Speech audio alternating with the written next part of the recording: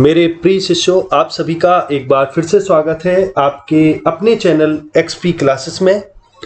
मैं चेतन प्रताप आज आपके लिए लेकर आया हूँ क्लास 12th के स्टूडेंट के लिए हिंदी साहित्य के अंतर्गत हिंदी के काव्यखंड के अंतर्गत ये आपका विविधा से पहला चैप्टर है, या ये कहूँ कि पहली कविता है जो नरेंद्र शर्मा जी ने लिखी है और इसका शीर्षक है मधु की एक बूंद। ये नरेंद्र शर्मा जी के काव्य संग्रह बहुत रात गए से ली गई है। इसमें कवि ने बताया है कि कैसे इस सृष्टि का प्रत्येक प्राणी आनंद की खोज में लगा है, निरंतर आनंद की खोज में प्रयास कर रहा है, मेहनत कर रहा है, हर तरीके के कार्यकलाप कर रहा है, लेकिन फिर भी उसको आनंद प्राप्त क्यों नहीं हो रहा। और तो चलिए शुरू करते हैं इस कविता से, बहुत ही सुंदर है। तो जैसे कि शीर्षक इसका सजेस्ट करता है, बताता है मधु की एक बूंद। मधु का अर्थ होता है, वैसे तो शहद है, अमृत भी होता है, लेकिन यहां मधु का अर्थ है आनंद, आनंद की एक बूंद। तो चलिए शुरू करते हैं कविता से। कवि कहते हैं, मधु की एक बूंद के पीछे मानव ने क्या क्या दुख देखे, मधु की एक बूंद धूमिल घन, दर्शन और बुद्धि के लेखे। अब इस पद में कवि ने बताया है कि इस संसार का प्रत्येक प्राणी मधु की एक बूंद पाने के लिए बहुत सारे कष्ट झेलता है। इसके बारे में इसमें बताया है, तो देखें जरा फिर से इसको। मधु की एक बूंद के पीछे मानव ने क्या क्या दुख देखे। मधु अर्थात आनंद, कि आनंद की एक बूंद के लिए, यानी थोड़ा सा आनंद का थोड़ा अंश भी मिल जाए, इसके लिए भी मनुष्य ने बहुत सारे कष्ट सहे, बहुत सारा प्रयास किया, बहुत सारे दुख झेले। मधु की एक बूंद धूमिल घन। अब जो मधु की एक बूंद है, आनंद की एक जो बूंद है, उसको धूमिल घन कहा। घन माने बादल, धूमिल माने धूल से भरा हुआ, धुंधला, मटमैला बादल। दर्शन और बुद्धि के लेखे। लेखे का मतलब होता है हिसाब किताब, कि जो मधु की एक बूंद धूमिल घन, दर्शन और बुद्धि के लेखे, यानी दर्शन शास्त्र और बुद्धि ने भी बहुत हिसाब किताब लगाया, तो भी मधु की एक बूंद दर्शन शास्त्र और बुद्धि से प्राप्त नहीं हुई। और ठीक दर्शन और बुद्धि के लिए और साहित्य के लिए मधु की एक बूंद यानी आनंद का एक छोटा अंश भी ठीक उसी तरह है जैसे एक धूमिल बादल, एक मटमैला बादल, जिसके उस पार देखना मुश्किल होता है। यानी दर्शन, साहित्य, बुद्धि, ये सभी, इन सभी से कवि ने जो मधु की एक बूंद है उसको ऊपर बताया, और बताया है कि दर्शन और बुद्धि भी इसके हिसाब किताब में लगे। यानी मधु की एक बूंद अर्थात आनंद को पाने के लिए, आनंद की प्राप्ति के लिए जो दर्शन और साहित्य वे भी लगे, लेकिन फिर भी अभी तक खोज नहीं पाए, उनको भी मधु की एक बूंद पाने में सफलता प्राप्त नहीं हुई। तो आई थिंक ये पद आपको समझ में आ गया होगा। ये साहित्यिक खड़ी बोली का पद है, और इसकी जो शैली है, लेखक ने जो शैली प्रयोग की है वो गीतात्मक शैली, अर्थात गीत जैसा ये प्रतीत हो रहा। और इसके अगर छंद की बात की जाए तो ये मुक्त छंद है, और अगर रस की बात की जाए तो चूंकि आनंद की इसमें बात हो रही है इसलिए शांत रस है इसमें। तो फिर से एक बार देखते हैं। मधु की एक बूंद के पीछे मानव ने क्या क्या दुख देखे, मधु की एक बूंद धूमिल घन, दर्शन और बुद्धि के लेखे। यानी मधु की एक बूंद के पीछे मनुष्य ने क्या क्या दुख नहीं झेले, और मनुष्य के लिए जो मधु की एक बूंद है अर्थात आनंद की एक बूंद है, यानी आनंद का एक अंश भी, वो ठीक धूमिल बादल के समान है कि जिसके उस पार देखना मुश्किल होता है। और ये मधु की एक बूंद बुद्धि और दर्शन के लिए भी मुश्किल है, यानी बुद्धि और दर्शन भी इसके प्रयास में लगे हैं इस आनंद की खोज में, तो भी इसको अभी तक नहीं पा पाए वे भी इसके। अब दूसरा इसका पद है, सृष्टि अविद्या का कोल्हू यदि, विज्ञानी विद्या के अंधे, मधु की एक बूंद बिन कैसे जीव करे जीने के धंधे। अब इस पद में कवि ने बताया है कि कैसे मनुष्य आनंद की खोज में बहुत सारे कार्य करता है, यानी विभिन्न प्रयास करता है कि उसको आनंद मिल जाए, लेकिन वो आनंद उसे नहीं मिल पाता है। तो इसमें कवि ने इसी बात पर चर्चा की है और बताया है, सृष्टि अविद्या का कोल्हू यदि। कोल्हू, एक कोल्हू होता है जिसमें एक बैल लगा होता है और वो कोल्हू के चारों ओर वो चक्कर काटता रहता है। इसी प्रकार मनुष्य को जो सृष्टि है, जो संसार है, जो समाज है, ये पूरी दुनिया एक अविद्या यानी अज्ञान का एक कोल्हू है। जैसे कोल्हू के चारों ओर बैल चक्कर लगाता रहता है, वैसे ही ये संसार अज्ञानवश आनंद की प्राप्ति में लगा रहता है, कोल्हू की तरह चक्कर लगाता रहता है। और विज्ञानी विद्या के अंधे, और जो ज्ञानी विज्ञानी लोग हैं, जो विद्वान लोग हैं, वे अपनी विद्या के अंधे अर्थात विद्या के घमंड में ही बने रहते हैं, वे भी आनंद नहीं पाते। और मधु की एक बूंद बिन कैसे जीव करें जीने के धंधे।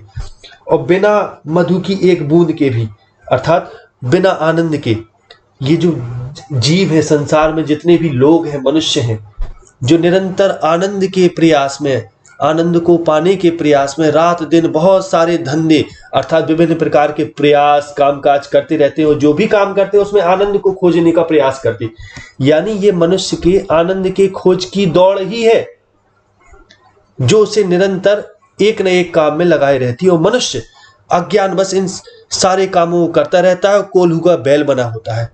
और जो ज्ञानी है वे भी आनंद का के खोजने का प्रयास करते हैं, लेकिन वे भी सफल नहीं हो पाते, क्योंकि वे अपनी विद्या के अहंकार में खोए रहते हैं। तो इस तरीके से जीव उस आनंद को पाने के लिए विभिन्न प्रकार के धंधे करता है, अर्थात विभिन्न प्रकार के कामकाज प्रयास, बहुत परिश्रम करता है। अब इसमें भी अगर रस की बात की जाए तो शांत रस है इसमें। अब अगला पद देखें, अगला पद है, मधु की एक बूंद से भी यदि जुड़ न सके मन का अपनापा, क्यों दे श्रमिक पसीना, सैनिक लहू करे क्यों जाया जापा। अब इस पद में बताया है कि अगर बहुत सारे प्रयास के बाद अगर आनंद की बूंद, एक बूंद भी नहीं मिल रही, मधु की एक बूंद भी हम प्राप्त नहीं कर पा रहे, और वो बूंद प्राप्त करके हमारे मन में एक आत्मीयता का भाव नहीं आ पा रहा, तो ये सारा प्रयास व्यर्थ है। इस पर इसमें बताया गया है। तो जरा देखें फिर से, मधु की एक बूंद से भी यदि, कि कभी कहते हैं कि मधु की एक बूंद से भी यदि जुड़ ना सके मन का अपनापा। अपनापा का अर्थ होता है आत्मीयता, अपनापन, यानी हम अगर आनंद की एक बूंद भी ना पा सके और यदि पा भी जाए और उससे आत्मीयता उत्पन्न ना हो। अब आत्मीयता उत्पन्न होने का अर्थ यह है कि अगर हमें आनंद की बूंद मिल जाए, वो हमारे मन से ना जुड़ पाए। कहने का अर्थ है जैसे हम कोई कार्य करें और उस कार्य को हमें आनंद ना मिले तो हम उतना उसमें समर्पित नहीं हो पाते, या ये कहें कि अगर किसी कार्य में पूर्ण रूप से समर्पित भी हो जाए और आनंद की प्राप्ति नहीं है तो फिर वो कार्य बेकार है और व्यर्थ है हमारे लिए। मधु की एक बूंद से भी यदि जुड़ न सके मन का अपनापा, यानी मधु की एक बूंद भी अगर मिल जाए, आनंद भी हमें प्राप्त हो जाए, उससे हमारे मन का अपनापन, आत्मीयता न जुड़ पाए, यानी किसी कार्य में बहुत सारा समर्पित हो भी जाए, हम कोई कार्य पूर्ण समर्पण के साथ करें और आनंद की प्राप्ति ना हो, तो फिर क्या फायदा वो कार्य करने का। तो इसीलिए कभी आगे कहते हैं, क्यों दे श्रमिक पसीना, फिर जो श्रमिक है, जो मजदूर है, वो पसीना क्यों बहाए यदि उसको उनको अपने कार्य करने में आनंद ना प्राप्त हो सके। और सैनिक लहू, और सैनिक सीमा की रक्षा करने में अपना लहू क्यों बहाए अगर उनको आनंद प्राप्त ना हो सके, मधु की एक बूंद प्राप्त ना हो सके। और करे क्यों जाया जापा, जाया माने होता है नारी और जापा माने प्रसव। फिर नारी जन्म ही क्यों दे, यानी जब स्त्री को कोई संतान उत्पन्न होती है तो संतान उत्पत्ति के बाद उसको जो आनंद मिलता है, पीड़ा के बाद का आनंद। अब कभी यहां कहते हैं कि यदि वो स्त्री को संतान जन्म देने के बाद, प्रसव के बाद अगर उसको आनंद प्राप्त ना हो, मधु की एक बूंद प्राप्त ना हो, तो फिर वो जन्म ही क्यों दे। तो आई थिंक आप समझ गए होंगे इस पद को अच्छे से। मधु की एक बूंद से भी यदि जुड़ ना सके मन का अपनापा, यदि आनंद की एक बूंद से मन का अपनापा ना जुड़ सके, हमें एक आत्मीयता का भाव ना आ पाए, यानी किसी कार्य में अगर हम पूरी तरह लग जाए और हमें आनंद की प्राप्ति ना हो समर्पण के बावजूद भी, तो फिर क्यों दे श्रमिक पसीना, तो फिर मजदूर क्यों पसीना बहाए किसी कार्य को करने के लिए। क्योंकि कोई भी व्यक्ति जो भी कार्य करता है वो आनंद के लिए करता है, और आनंद ही ना हो तो मजदूर का परिश्रम करना भी व्यर्थ है, उसका श्रम करना भी व्यर्थ है। और सैनिक लहू, और सैनिक का देश की रक्षा में लहू यानी रक्त बहाना भी व्यर्थ है। और करे क्यों जाया जापा, जाया माने स्त्री, फिर स्त्री प्रसव ही क्यों करे अगर उसको आनंद की प्राप्ति ना हो। अब अगला पद देखें, अगले पद में कवि क्या कहते हैं, मधु की एक बूंद से बचकर, मधु की एक बूंद से बचकर व्यक्ति मात्र की बची चदरिया, ना घर तेरा ना घर मेरा, रैन बसेरा बनी नगरिया। नगरिया माने संसार, रैन बसेरा माने रात भर जहां रुके वह जगह, और चदरिया माने चादर। अब कवि इसमें कहते हैं कि अब इसमें मनुष्य में जो स्वार्थ की जो भावनाएं उत्पन्न होती हैं उस पर इसमें प्रकाश डाला गया है, और कहा है कि मधु की एक बूंद से बचकर व्यक्ति मात्र की बची चदरिया, यानी आनंद से अगर कोई व्यक्ति बचता है तो एक मात्र वो ढांचा मात्र रह जाता है, चादर ही मात्र रह जाता है। यानी बिना आनंद के, यानी बिना आनंद के मनुष्य को कोई फल की प्राप्ति नहीं होती, और जो मनुष्य है वो झूठ और आडंबर ही उसमें मात्र बचता है, या ये कहें कि उसमें केवल वो चादर ही मात्र बचता है, मात्र अवशेष मात्र, शरीर मात्र होता है, उसमें कुछ नहीं। यानी जब व्यक्ति में कुछ नहीं होगा तो भावनाएं भी नहीं होंगी, और जब भावनाएं नहीं होगी तो उसमें झूठ होगा, आडंबर होगा, यानी वो एक चादर मात्र बचेगा। मधु की एक बूंद से बचकर व्यक्ति मात्र की बची चदरिया, कि अगर व्यक्ति में आनंद ना हो, उसके पास मधु की एक बूंद ना हो, तो व्यक्ति एक चादर के जैसा ही बचेगा, केवल एक चादर जिसमें कोई भावनाएं नहीं। और जब व्यक्ति में भावनाएं नहीं होती तो फिर वो ढोंगी हो जाता है, आडंबरी हो जाता है और झूठ बोलने लगता है।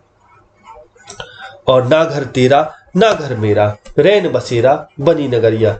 और क्योंकि ये जो संसार है ये किसी का घर नहीं, एक अस्थाई निवास है, न तेरा घर है न मेरा घर है, ये रैन बसेरा बनी नगरिया। ये तो ठीक उसी प्रकार का वास है कि हम कहीं घूमने जाते हैं, रात भर विश्राम करते हैं, फिर चल देते हैं, और जिस जगह विश्राम करते वो हमारी जगह नहीं होती, वो हमारा निवास नहीं होता, स्थायी निवास नहीं होता। ऐसे ये संसार है।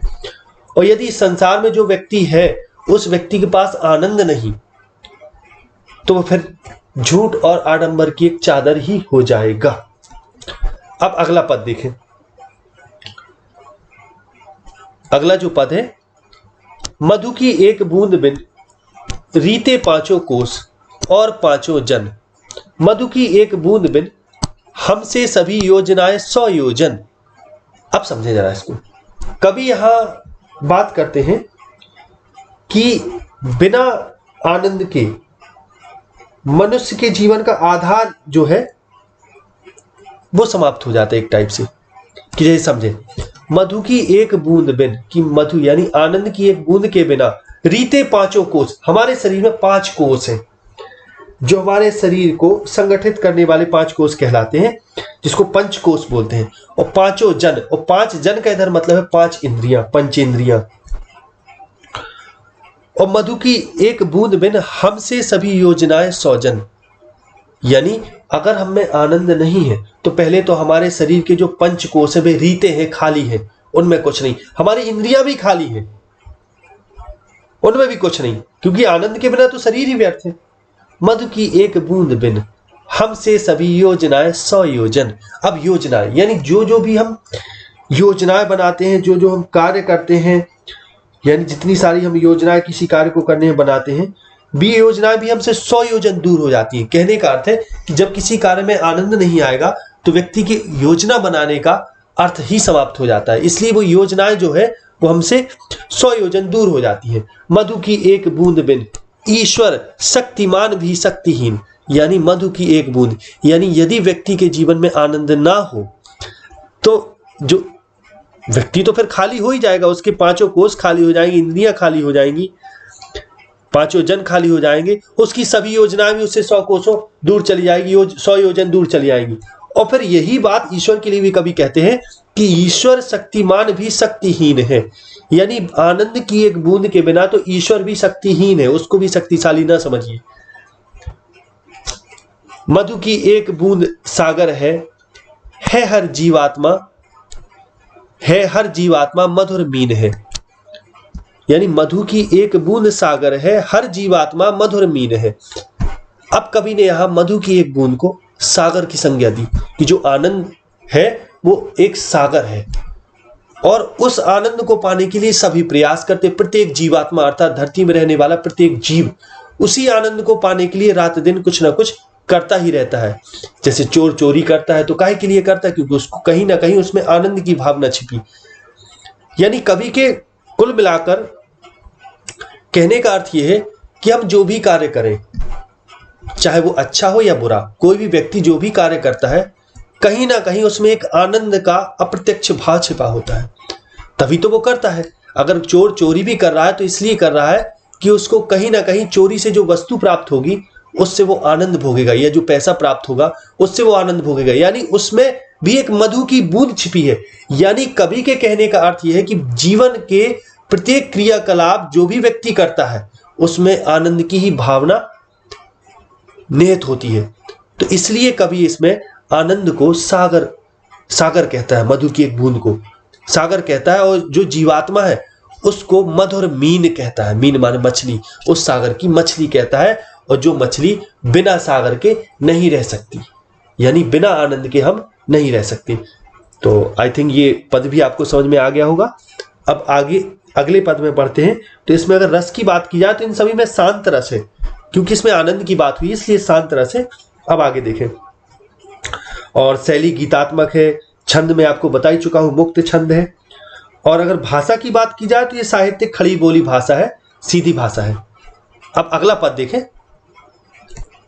मधु की एक बूंद पृथ्वी में, मधु की एक बूंद रवि शशि में, मधु की एक बूंद कविता में, मधु की एक बूंद कवि में। अब इसमें बताया है कि सृष्टि में प्रत्येक चीज जो अस्तित्वगत है, हर में एक आनंद छिपा है। या ये कहें कि प्रत्येक जीव, चाहे वो किसी पद का हो, चाहे वो कोई वस्तु हो, हर चीज आनंद की ओर भाग रही, दौड़ रही। और बताया है कि अगर प्रत्येक चीज या प्रत्येक जीव में, सब कुछ में, प्रत्येक अस्तित्व में जो एकमात्र चीज है, जो सत्य है, वो आनंद है। वही के बारे में इसमें बताया गया है। और आगे कवि कहते हैं मधु की एक बूंद पृथ्वी में, यानी पृथ्वी में भी आनंद है।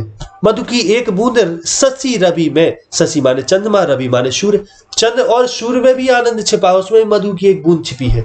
और मधु की एक बूंद कविता में, मधु की एक बूंद कवि में, कविता में भी मधु की एक बूंद है और कवि में भी एक बूंद है मधु की। और मधु की एक बूंद के पीछे मैंने अब तक कष्ट सहे सत, सत माने सैकड़ों। कि कवि कहता है कि मधु की एक बूंद के पीछे मैंने अब तक कष्ट सहे सत, कि मैंने सैकड़ों कष्ट सहे केवल मधु की एक बूंद के पीछे। मधु की एक बूंद पाने के लिए, आनंद की एक बूंद पाने के लिए। मधु की एक बूंद मिथ्या है, कोई ऐसी बात कहे मत। और कवि कहता है कि केवल मधु की एक बूंद पाने के लिए मैंने इतने सारे कष्ट सहे। और यदि कोई ये कहता है कि मधु की एक बूंद अर्थात आनंद मिथ्या है, तो ऐसी कोई बात ना कहे, क्योंकि प्रत्येक व्यक्ति जो भी कार्य करता है, जो भी कष्ट सहता है, वो इसीलिए सहता है कि कहीं ना कहीं उसे एक मधु की बूंद मिल जाए, अर्थात आनंद की एक झलक ही मिल जाए, यह बहुत है उसके लिए। तो इसलिए कवि कहता है कि कोई यह बात ना कहे कि मधु की एक बूंद मिथ्या है, झूठी है, ऐसी कोई ऐसी बात कहे मत। तो इस तरीके से ये जो सुंदर कविता है, मधु की एक बूंद अर्थात आनंद की एक झलक या एक बूंद, यही समाप्त होती है। आशा है ये वीडियो आपको बहुत ही पसंद आया होगा। तो इस वीडियो को लाइक जरूर करें और इसको जितना हो सके उतना शेयर करें, और कमेंट सेक्शन में जरूर बताएं कि आपको ये पोयम कैसी लगी, ये कविता कैसी लगी। अब आगे अगले वीडियो में मिलते हैं, तब तक के लिए नमस्कार, जय हिंद, जय भारत, वंदे मातरम।